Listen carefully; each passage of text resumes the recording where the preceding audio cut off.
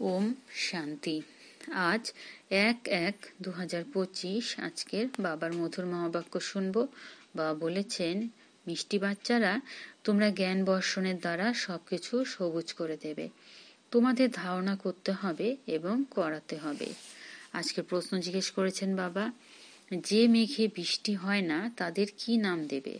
উত্তরে বলেছেন, তারা হলো অলস মেঘ। ফুর্তিতে ভরপুর হলো তারাই যারা বর্ষণ করে। যদি ধারণা থাকে তবে তারা জ্ঞান বর্ষণ না করে থাকতে পারবে না। যারা নিজেরা ধারণ করে, অন্যদের ধারণা করায় না, তাদের পেট পিঠে লেগে যায়, অর্থাৎ পদমর্যাদা কম হয়ে যায়। তারা হলো গরিব, তারা প্রজায় চলে যায়। দ্বিতীয় প্রশ্ন জিজ্ঞেস করেছেন বাবা, স্মরণের যাত্রায় প্রধান পরিশ্রম কি? উত্তরে বলেছেন, নিজেকে আত্মা নিশ্চয় করে বাবাকে বিন্দুরূপে স্মরণ করা। বাবা যা যেমন ঠিক সেই স্বরূপেই যথার্থভাবে তাকে স্মরণ করা, এতেই পরিশ্রম। গীত, যে প্রিয়তমের সাথে রয়েছে। ওম শান্তি। যেমন সাগরের ওপরে মেঘ থাকে, তাহলে মেঘেদের পিতা হলো সাগর। যেসব মেঘ সাগরের সাথে অর্থাৎ কাছাকাছি থাকে তারাই বর্ষণ করতে পারে। সেই মেঘেই জল ভরে নিয়ে এসে বৃষ্টি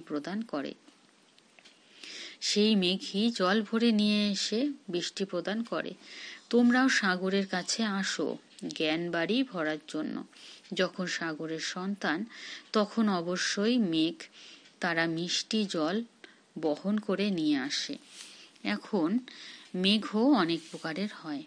কোনো মেঘ অত্যন্ত সজোরে বর্ষণ করে, তাতে বন্যা চলে আসে। কোনোটা আবার অল্প মাত্রায় বর্ষণ করে। তোমাদের মধ্যেও নম্বরের ক্রমানুসারে এমন হয়। যারা অত্যন্ত জোরে বর্ষায়, তাদের নামের মহিমা রয়েছে। যেমন বৃষ্টি যখন অধিক মাত্রায় হয় তখন মানুষ অত্যন্ত আনন্দিত হয়। এও তেমনি, যারা ভালোভাবে জ্ঞান বর্ষণ করে তাদের মহিমা হয়। যারা সেভাবে বর্ষণ করে না, তাদের হৃদয়ে মনে যেন আলস্য চলে যায়। এতে পেট ভরবে না, অর্থাৎ ভালো পথ পাবে না। যথার্থ রীতি অনুসারে ধারণা না হওয়ার জন্য পেট পিঠে ঠেকে যায়। যখন খরা হয় তখনও মানুষের পেট পিঠে লেগে যায়। এখানেও ধারণা করে যদি অন্য কাউকে ধারণা না করায়, তাহলে পেট পিঠে ঠেকে যাবে। যারা বর্ষণ অত্যন্ত করে তারা রাজারানী হয়, আর ওরা গরিব, স্বল্প পদমর্যাদা সম্পন্ন হয়। গরিবদের পেট পিঠে একের সাথে জীর্ণতা থাকে। তাই বাচ্চাদের ধারণা অত্যন্ত ভালোভাবে করা উচিত। এতে আত্মা এবং পরমাত্মার জ্ঞান কত সহজ। এখন তোমরা জেনেছ যে আমাদের মধ্যে আত্মা এবং পরমাত্মা দুইয়ের জ্ঞানী ছিল না, তাই পেট পিঠে লেগে গিয়েছিল, তাই না? মুখ্য হলো আত্মা আর পরমাত্মার কথা। মানুষ আত্মাকেই জানে না, তাহলে পরমাত্মাকে আর কিভাবে জানতে পারবে? কত কত বড় বিদ্বান পণ্ডিতাদিরাও রয়েছেন, কেউই আত্মাকে জানে না। এখন তোমরা জেনেছ যে আত্মা অবিনাশী, তাতে 84 জন্মের অবিনাশী পার্ট আছে, নির্ধারিত করা আছে, যা চলতেই থাকে। আত্মা অবিনাশী, তাই তার পার্টও অবিনাশী। আত্মা কিভাবে অলরাউন্ড পার্ট প্লে করে এ কথা কারোর জানা নেই। তারা তো আত্মাই পরমাত্মা বলে দেয়। বাচ্চারা, তোমাদের এখন আদি থেকে অন্তের সমগ্র জ্ঞানই রয়েছে। ওরা তো ড্রামার আয়ু লক্ষ লক্ষ বছর বলে দেয়। এখন তোমরা সমগ্র জ্ঞান প্রাপ্ত করেছ। তোমরা জানো যে এই বাবার দ্বারা রচিত এই জ্ঞান যজ্ঞে সমগ্র দুনিয়ায় সোয়াহা অর্থাৎ সমর্পিত হয়ে যাবে। তাই বাবা বলেন, দেহসহ যা কিছু রয়েছে সেই সব ভুলে যাও, নিজেকে আত্মা মনে করো। বাবাকে আর শান্তিধামকে, সুইট হোমকে, সুখধামকে স্মরণ করো। এ তো হলোই দুঃখধাম। তোমাদের মধ্যেও পুরুষার্থের নম্বরের ক্রমানুসারে বোঝাতে পারে। এখন তোমরা জ্ঞানে ভরপুর রয়েছ, বাকি সারা পরিশ্রম হলো স্মরণে।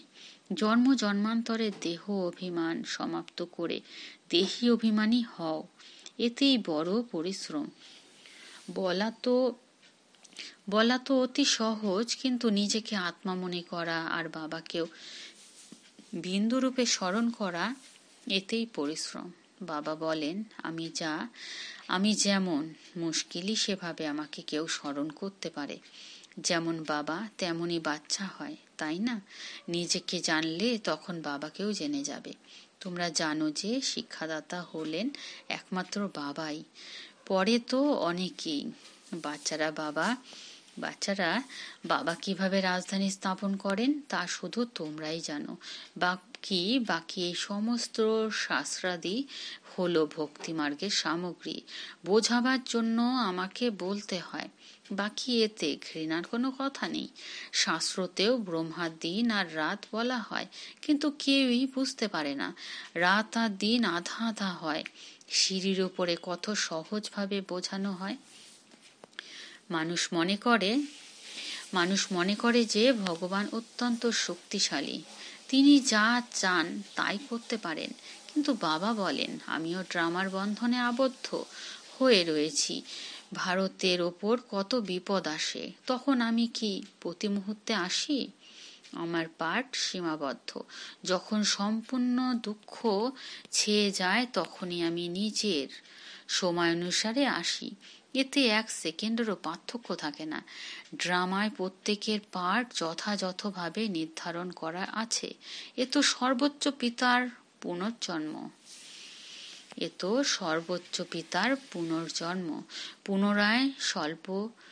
পুনরায় স্বল্প শক্তি সম্পন্নরা সকলে নম্বরের ক্রমানুসারে আসে।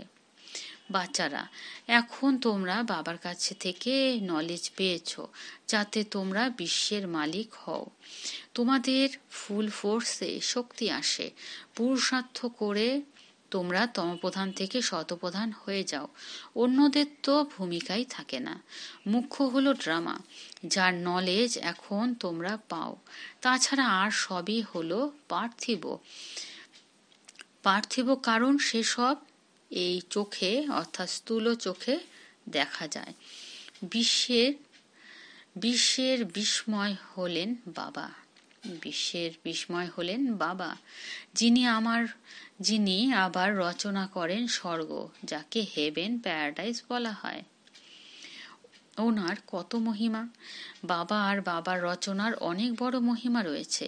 সর্বোচ্চ হলেন ভগবান। উচ্চ থেকে উচ্চতম স্বর্গের স্থাপনা বাবা কিভাবে করেন তার কিছুই কেউ জানে না। মিষ্টি মিষ্টি বাচ্চারা, তোমরাও পুরুষার্থের নম্বরের ক্রমানুসারে জানতে পারো আর সেই ক্রমানুসারে পথ প্রাপ্ত করো। যারা পুরুষার্থ করেছে তারা ড্রামানুসারেই করেছে। পুরুষার্থ ব্যতীত কিছুই পাবে না। তারা কর্ম ব্যতীত 1 সেকেন্ডও থাকতে পারে না।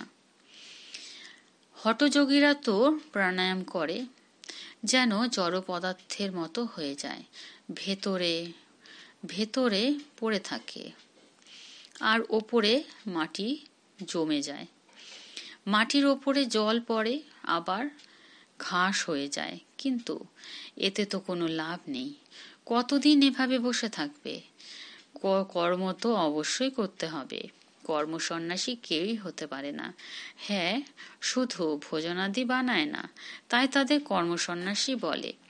তাদেরও ড্রামায় এমন পার্টি রয়েছে। এই নিবৃত্তি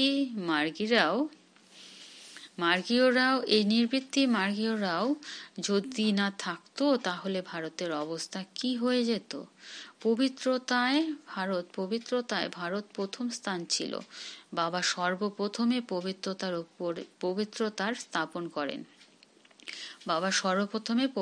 স্থাপন করেন, যা আধা কল্প চলে। অবশ্যই সত্যযুগে 1 ধর্ম 1 রাজ্য ছিল। পুনরায় এখন পবিত্র রাজ্য স্থাপিত হচ্ছে। এমন ভালো ভালো স্লোগান তৈরি করে মানুষকে সজাগ অর্থাৎ জাগ্রত করা উচিত। পুনরায় এসে পবিত্র রাজ্যভাগ্য নাও। এখন তোমরা কত ভালোভাবে বোঝো কৃষ্ণকে শ্যামসুন্দর কেন বলা হয়, এও তোমরা এখন জেনেছ। আজকাল অনেকেই এমন এমন নাম রেখে দেয়, কৃষ্ণের সঙ্গে কম্পিটিশন করে। বাচ্চারা, তোমরা জানো যে পতিত রাজারা কিভাবে পবিত্র রাজাদের সম্মুখে গিয়ে মাথা নত করে, কিন্তু তারা কি জানে? না, জানে না। বাচ্চারা তোমরা জানো যে যারা পূজ্য ছিল তারাই পুনরায় পূজারী হয়ে যায়। এখন তোমাদের বুদ্ধিতে সমগ্র চক্রই রয়েছে। এও যদি স্মরণে থাকে তাহলে স্থিতি অত্যন্ত ভালো থাকবে। কিন্তু মায়া স্মরণ করতে দেয় না, ভুলিয়ে দেয়। সদা হর্ষিতমুখী থাকলে তবেই তোমাদের দেবতা বলা যাবে। লক্ষ্মীনারায়ণের চিত্র দেখে কত খুশি হয়। রাধাকৃষ্ণ অথবা রাম ইত্যাদি চিত্র দেখে এতটা খুশি হয় না, কারণ শ্রীকৃষ্ণের উদ্দেশ্যে শাস্ত্রতে হাঙ্গামা কথা লেখা আছে। এই বাবাও অর্থাৎ ব্রহ্মা বাবাও তো শ্রীনারায়ণ হন, তাই না? বাবা তো এই লক্ষ্মীনারায়ণের চিত্র দেখে খুশি হন। বাচ্চাদেরও কথা বোঝা উচিত। এছাড়া কতটা সময় আর এই পুরনো শরীরে থাকবে, পুনরায় গিয়ে প্রিন্স হবে। এ তো অবজেক্ট, তাই না? এও শুধু তোমরাই জানো। খুশিতে কত গদগদ হয়ে যাওয়া উচিত। যত পড়বে ততই উচ্চ পদ প্রাপ্ত করবে। না পড়লে কি পদ পাবে? কোথায় বিশ্বের রাজা রানী, কোথায় ধনবান, আর কোথায় প্রজায় চাকর বাকর? বিষয় তো একই, শুধু মনমনা ভব, মধ্যাজি ভব। বাবা আর তার উত্তরাধিকার স্মরণ আর জ্ঞান। এনার কত আনন্দ হয়েছিল। বাবা আল্লাহকে পেয়েছেন, বাকি সবকিছুই দিয়ে দিয়েছেন। কত বড় লটারি পেয়ে গেছেন, বাকি আর কি চাই? তাহলে কেন বাচ্চাদের অন্তরে খুশি থাকবে না? তাই বাবা বলেন, এমন ট্রান্সলাইটের চিত্র সবার জন্য বানাও, যাতে বাচ্চারা দেখে খুশি হয়। শিব বাবা ব্রহ্মা বাবার মাধ্যমে আমাদের এই উত্তরাধিকার দিচ্ছেন। মানুষ তো কিছুই জানে না, একদমই ভ্রষ্ট বুদ্ধি সম্পন্ন হয়ে গেছে। এখন তোমরা ভ্রষ্ট বুদ্ধি থেকে শ্রেষ্ঠ বুদ্ধি সম্পন্ন স্বচ্ছ হচ্ছ, সব কিছুই জেনে গেছো, আর কিছু পড়ার প্রয়োজন নেই। এই পড়ার মাধ্যমেই তোমরা বিশ্বের রাজত্ব পাও। তাই বাবাকে নলেজফুল বলা হয়। মানুষ আবার মনে করে যে বাবা প্রত্যেকের হৃদয়কে জানে, কিন্তু বাবা তো নলেজ দেন। টিচার বোঝে যে অমুকে পড়ছে, কিন্তু বাকি সারাদিন বসে কি তিনি দেখবেন যে এর বুদ্ধিতে কি চলছে? এ তো ওয়ান্ডারফুল নলেজ। বাবাকে জ্ঞানের সাগর, সুখ শান্তির সাগর বলা হয়। তোমরাও এখন মাস্টার জ্ঞানসাগর হয়েছ। পরে এই টাইটেল উধাও হয়ে যাবে। তখন পুনরায় সর্বগুণ সম্পন্ন, 16 গলা সম্পন্ন হবে। এটাই হলো মানুষের উচ্চ পদমর্যাদা। এই সময় হলোই ঈশ্বরীয় পদমর্যাদা। কত বোঝার এবং বুঝবার মতন বিষয়। লক্ষ্মীনারায়ণের চিত্র দেখে অত্যন্ত খুশি হওয়া উচিত। আমরা যখন বিশ্বের মালিক হব, নলেজের দ্বারাই সর্বগুণ আমরা এখন বিশ্বের মালিক হব, নলেজের দ্বারাই সর্বগুণ আসে। নিজের এইম অবজেক্ট দেখলেই রিফ্রেশমেন্ট চলে আসে। তাই বাবা বলেন, এই লক্ষ্মীনারায়ণের চিত্র প্রত্যেকের কাছেই থাকা উচিত। এই চিত্র হৃদয়ে প্রেম বৃদ্ধি করে। তখন মনে হয়, ব্যাস, এই মৃত্যু লোকে অন্তিম জন্ম। পুনরায় আমরা অমর লোকে গিয়ে এমন হব, ততোত্তম। এমন নয় যে আত্মাই পরমাত্মা, না, এই সমগ্র জ্ঞানই যেন বুদ্ধিতে বসে থাকে। যখনই কাউকে বোঝাবে তখন বলো, আমরা কখনো কারোর থেকে ভিক্ষা গ্রহণ করি না। প্রজাপিতার সন্তান তো অনেকেই। আমরা নিজের তন্মন ধর্মের দ্বারা সেবা করি। ব্রাহ্মণেরা নিজেদের উপার্জনের দ্বারাই যজ্ঞ চালনা করে। শূদ্রদের অর্থাৎ ভিখারির অর্থ যজ্ঞে ব্যবহার করতে পারবে না। অসংখ্য বাচ্চা রয়েছে, তারা জানে যত আমরা তন্মন ধন দ্বারা সেবা করব, সমর্পিত হব, ততই উচ্চ পদ পাব। তারা জানে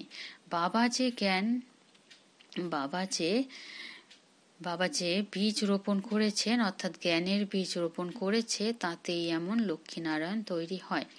অর্থ তো এখানে কোনো কার্যে আসে না, তাহলে কেন না তা এই কার্যে ব্যবহার করে দিই। সমর্পিতরা কি ক্ষুধায় মারা গেছে? তাদের অত্যন্ত ভালোভাবে লালন পালন হতে থাকে, বাবার দ্বারা কত পালনা হতে থাকে। ইনি তো শিব বাবার রথ, তাই না? যিনি সম্পূর্ণ ওয়ার্ল্ডকে হেভেন অর্থাৎ স্বর্গে পরিণত করেন। তিনি হলেন মনোমুগ্ধকর হাসিন মুসাফির, পরিক্রমণকারী। পরমপিতা পরমাত্মা এসে সকলকেই মনোমুগ্ধকর হাসিন বানান। তোমরাও তো শ্যামবর্ণ থেকে গৌরবর্ণের মনোমুগ্ধকর হয়ে যাও, তাই না? কত সুন্দর প্রিয়তম সলোনা, যিনি এসে সকলকে গৌরবর্ণ অর্থাৎ পবিত্র করে দেন। তার উপর সমর্পিত হয়ে যাওয়া উচিত, স্মরণ করতে থাকা উচিত। যেমন আত্মাকে দেখতে পারা যায় না, জানতে পারা যায়, তেমনি পরমাত্মাকেও জানতে পারা যায়। দেখতে তো আত্মা পরমাত্মা দুই এক যেমন বিন্দু হয়, বাকি তো সবই নলেজ। এ বড় বোঝার মতন বিষয়। বাচ্চাদের কথা বুদ্ধিতে নোট করে রাখা উচিত। বুদ্ধিতে পুরুষার্থে নম্বরের ক্রমানুসারে ধারণা হয়। ডাক্তারদেরও তো ওষুধ স্মরণে থাকে, তাই না? এমন নয় যে তখন বসে বইপত্র দেখবে। ডাক্তারির পয়েন্টস হয়, ব্যারিস্টারির পয়েন্টস হয়। তোমাদের কাছেও পয়েন্টস রয়েছে, টপিকও রয়েছে, যার ওপর তোমরা বোঝাও। কোনো পয়েন্টসে কারোর লাভ হয়, কারোর আবার অন্য কোনো পয়েন্টসে তিল লেগে যায়। পয়েন্টস তো প্রচুর রয়েছে। যে ভালোভাবে ধারণ করবে সে যথাযথভাবে সেবা করতে পারবে। আধা কল্প থেকে তোমরা মহারোগী অর্থাৎ পেশেন্ট। আত্মা অপবিত্র হয়, তাদের জন্য অবিনাশী সার্জেন ওষুধ দেন। তিনি সদা সার্জেনই থাকেন, কখনো রোগগ্রস্ত হন না, আর সকলেই তো রোগগ্রস্ত হয়ে যায়। অবিনাশী সার্জেন্ট একবারই এসে মনমনা ভবর ইঞ্জেকশন দেন। কত সহজ। চিত্রকে সদা পকেটে রেখে দাও। কত সহজ, চিত্রকে সদা পকেটে রেখে দাও। বাবা নারায়ণের পূজারী ছিলেন, তাই লক্ষ্মীর চিত্র বের করে শুধুমাত্র নারায়ণের চিত্র রেখে দিয়েছিলেন। এখন তিনি জেনেছেন যে যার পুজো আমি করতাম, এখন আমি তা হচ্ছি। লক্ষ্মীকে বিদায় জানিয়েছি, তাই একথা পাকা যে আমি লক্ষ্মী হব না। লক্ষ্মী বসে পদসেবা করছে, এটা দেখতে ভালো লাগতো না। এটা দেখে পুরুষেরা স্ত্রীদের দিয়ে পদসেবা করায়। ওখানে কি লক্ষ্মী এভাবে পদসেবা করবে? না, করবে না। এরকম রীতি রেওয়াজ ওখানে নেই। এই নিয়ম রাবণ রাজ্যে রয়েছে। এই চিত্রতে সমগ্র নলেজই রয়েছে, ওপরে ত্রিমূর্তিও রয়েছে। সারাদিন এই জ্ঞানকে স্মরণ করে অত্যন্ত ওয়ান্ডার লাগে। ভারত এখন স্বর্গে পরিণত হচ্ছে। কত ভালোভাবে বোঝানো হয় জানি না, তবুও মানুষের বুদ্ধিতে কেন বসে না? অতি ভয়ানকভাবে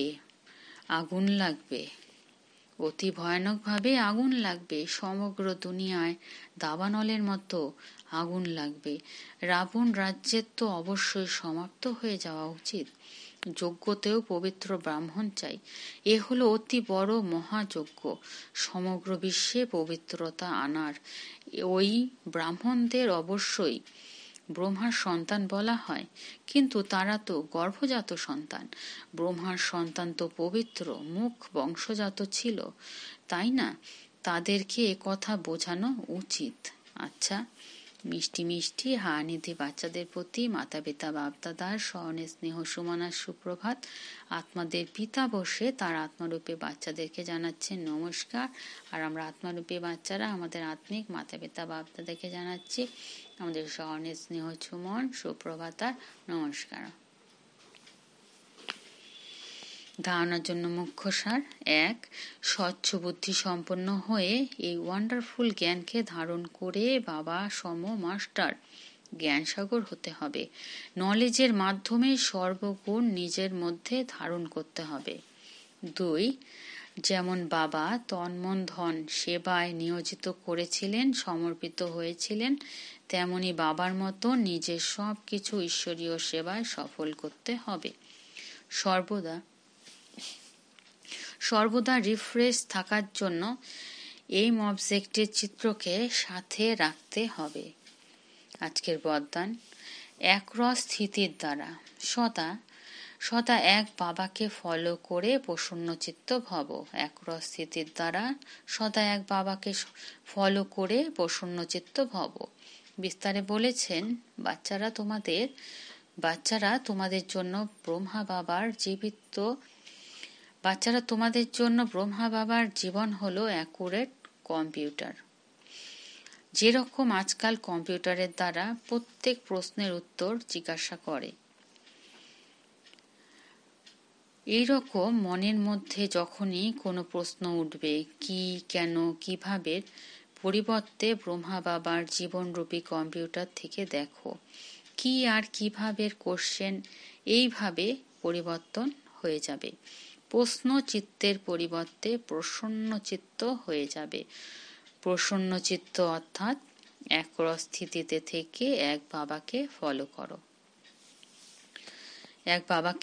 করা। আজকের স্লোগান: আত্মিক শক্তির আধারে সদা সুস্থ থাকার অনুভব করো।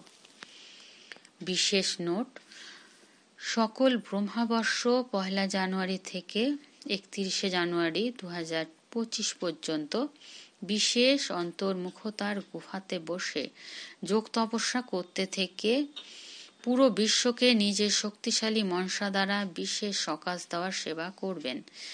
এই লক্ষ্য রেখে এই মাসের পত্রপুষ্পে যে অব্যক্ত ইশারা দেওয়া হয়েছে সেটা পুরো জানুয়ারি মাসে মূল্যের নিচেও লেখা থাকবে। আপনারা সবাই এই পয়েন্টসের ওপরে বিশেষ মনন চিন্তন করে মনসা সেবার অনুভবী হবেন।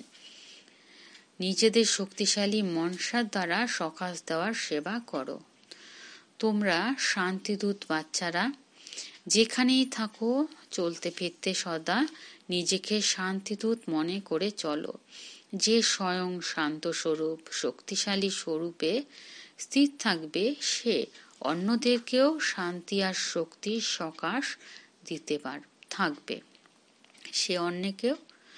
সে অন্যদেরকেও শান্তি আর শক্তি সকাশ দিতে থাকবে। আচ্ছা, ওম শান্তি।